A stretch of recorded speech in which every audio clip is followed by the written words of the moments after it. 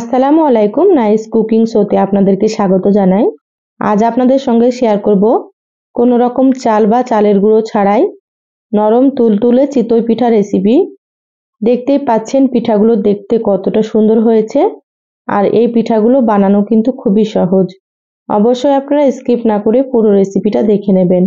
আশা করছি আপনাদেরকে খুবই ভালো লাগবে। তো চলুন রেসিপি শুরু করি। এখানে দেখুন একটা মিক্সিং বোল নিয়েছি। এবার আমি নিয়ে নিচ্ছি 1 কাপ সুজি। আপনাদেরকে সুজি দিয়ে বানিয়ে দেখাবো একেবারে নরম তুলতুলে চিতই পিঠা। আমি যে কাপে সুজি নিয়েছি সেই কাপে নিয়ে নিচ্ছি 1 কাপ পানি। তো এখানে আমি উষ্ণ গরম পানি নিয়েছি। অবশ্যই আপনারা এখানে একটু উষ্ণ গরম পানি দিয়ে দেবেন, তাহলে পিঠাগুলো খুবই সুন্দর হবে। এবার আমি চামচ দিয়ে খুব ভালোভাবে একটু মিশিয়ে নিচ্ছি।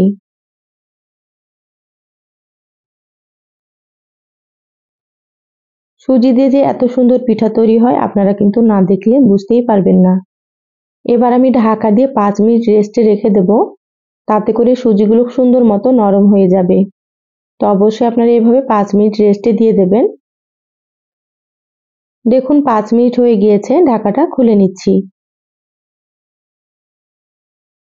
আগের থেকে সুজিগুলো কিন্তু অনেক নরম হয়ে গিয়েছে, আর পানিটা কিন্তু একেবারে টেনে গিয়েছে, দেখতেই পাচ্ছেন আপনারা। দেখুন সুজিগুলো কতটা নরম হয়ে গিয়েছে। আপনারা কিন্তু বাড়িতে যে কোনো কাপ মেপে সুজি বা পানি নিতে পারেন, কিন্তু পরিমাপগুলো একেবারে ঠিকঠাক রাখবেন, তাহলে কিন্তু আপনাদের পিঠাগুলো খুবই সুন্দর হবে। এবার এখানে দেখুন একটা মিক্সার জার নিয়েছি। এবার সুজিগুলো আমি মিক্সার জারে নিয়ে নিলাম। একটু ব্লেন্ড করে নিতে হবে, তাহলে পিঠাগুলো অনেক বেশি নরম তুলতুলে হবে। তো ব্লেন্ড করে নিয়ে তারপরে আপনাদেরকে দেখাচ্ছি। দেখুন সুন্দর মতো ব্লেন্ড করে নিয়েছি। আপনাদেরকে চামচ দিয়ে আমি দেখিয়ে দিচ্ছি। আপনারা এভাবে করে একটু ব্লেন্ড করে নেবেন। দেখুন অনেকটাই কিন্তু আঠালো হয়ে গিয়েছে, বুঝতেই পারছেন। এতে আরো একটু পানি লাগবে।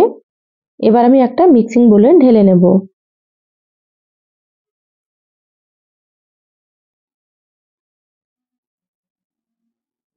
সম্পূর্ণ সুজি আমি মিক্সিং বোলে ঢেলে নিলাম। এবার মিক্সার জারটা ধুয়ে আমি একটু পানি দিয়ে দিচ্ছি। এখানে আমি আরো হাফ কাপ মতো পানি দিয়ে দিলাম। খুব ভালোভাবে মিশিয়ে নেব, আর এটাকে কিন্তু 4 থেকে 5 মিনিট মতো খুব ভালো মতো আমি ফেটিয়ে নেব। যত সুন্দর মতো ফেটিয়ে নেবেন ততই কিন্তু পিঠাগুলো সুন্দর হবে। এই কাজটা আপনারা একটু সময় নিয়ে করে নেবেন।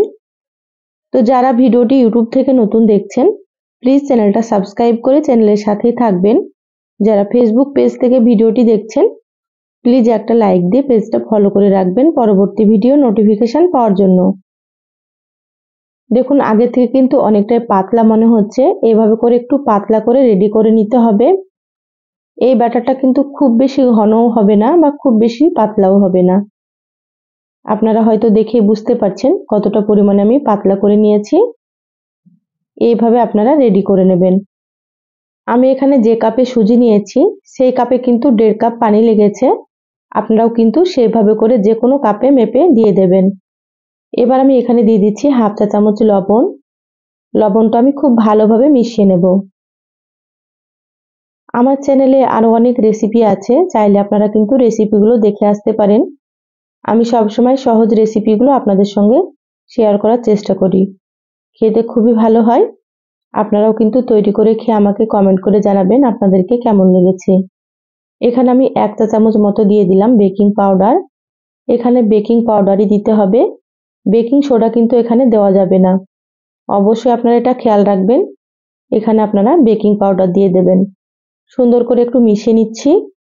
বেকিং পাউডার দিলে কিন্তু পিঠাগুলো একেবারে নরম তুলতুলে হবে, আর অসংখ্য ছিদ্রযুক্ত তৈরি হবে। এইভাবে করে আপনারা দিয়ে একবার তৈরি করে খেয়ে দেখবেন। যে খাবে এই পিঠা সে কিন্তু এর স্বাদ কখনোই ভুলতে পারবে না। দেখুন বেকিং পাউডারটা আমি খুব ভালোভাবে মিশিয়ে নিয়েছি, আর ব্যাটারটা কিন্তু এরকম ভাবেই তৈরি করে নিতে হবে। পিঠা বানানোর জন্য ব্যাটারটা একেবারে রেডি হয়ে গিয়েছে। বেকিং পাউডার দেওয়ার পরে কিন্তু এটা রাখা যাবে না, সঙ্গে সঙ্গে পিঠাগুলো তৈরি করে নিতে হবে। এটাকে আমি সাইডে রেখে দিচ্ছি। এখানে দেখুন একটা বাটি নিয়েছি। এবার আমি এখানে একটু তেল নিয়ে নিচ্ছি, মানে সয়াবিন তেল, আর এখানে অল্প একটু পানি দিয়ে দিচ্ছি। এই তেল আর পানির মিশ্রণটা কিন্তু করে রাখতে হবে, এটা কিন্তু লাগবে। খুব ভালোভাবে একটু মিশিয়ে নিচ্ছি। খুব ভালোভাবে তেল আর পানির মিশ্রণটা রেডি করে নিলাম, এটা সাইডে রেখে দিচ্ছি।